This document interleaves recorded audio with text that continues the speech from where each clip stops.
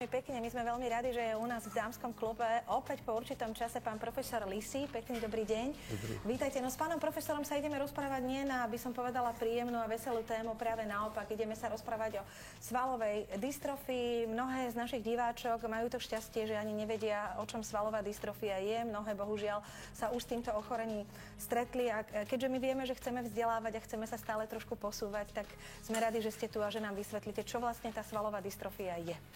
No, je to degeneratívne ochorenie svalov. Ste povedali, že teda ako by sme povedali, koho postihuje, to by sme mohli, ale nepovedali sme možno, prečo ho postihuje, prečo je niekto ten, u koho na svojich deťoch, že pozor, toto nie je úplne v poriadku. No, ide hlavne o zaostávanie motorického vývoja. Už teda po narodení je dôležité si všímať, jak dieťa postupuje v tom motorickom vývoji, pravidla a postupnosť a samozrejme, keď... Tomu, že či to postihuje viacej chlapcov alebo viacej dievčat, tak to je ohrozená skupina.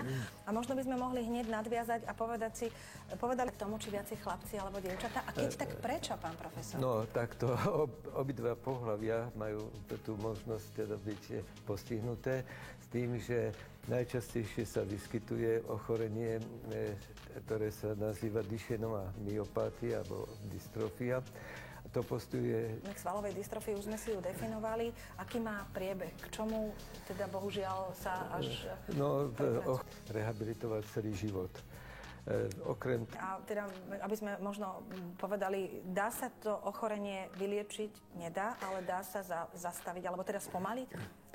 Spomaliť sa dá s tým, že sa venuje pravidelná zdravotná starostlivosť, hlavne rehabilitačná, a robia sa určité preventívne teda zákroky a samozrejme je možné pri komplexnej kvalite starostlivosti u tých pacientov, ktorí majú tú Mnohí povedali teraz, že ako sa dá vlastne takéto ochorenie zistiť, či vieme nejakú dispozíciu, dajme tomu genetika, či... Dispozície na to tzv. Včasné vyšetrenie nemusia byť vždy prítomné. Nerobí sa štandardne v prenatálnom veku nejaké vyšetrenie, ktoré je zamerané práve na svalovú dystrofiu?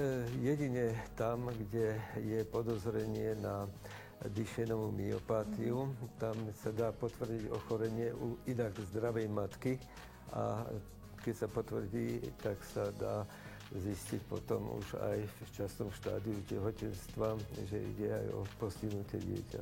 Pán profesor, povedali ste, že asi takou najsilnejšou a najdôležitejšou vecou sú práve spomínané rehabilitácie. Asi není tak vyvinutá ako v niektorých krajinách iných štátov. Tak možno o koľkých ľuďoch hovoríme na Slovensku? Koľkí ľudia trpia tam týmto? Ten slušná činnosť a žiaľ majú mnohokrát problémy, pretože ochorenie je spojené s problémami prechádzať cez určité bariéry a vlastne k tomu musia vzájomne pomáhať a robiť aj zbierky. Práve aktivity belasého motýla sú aj pre nás veľmi dôležité, lebo upozornia na svalovú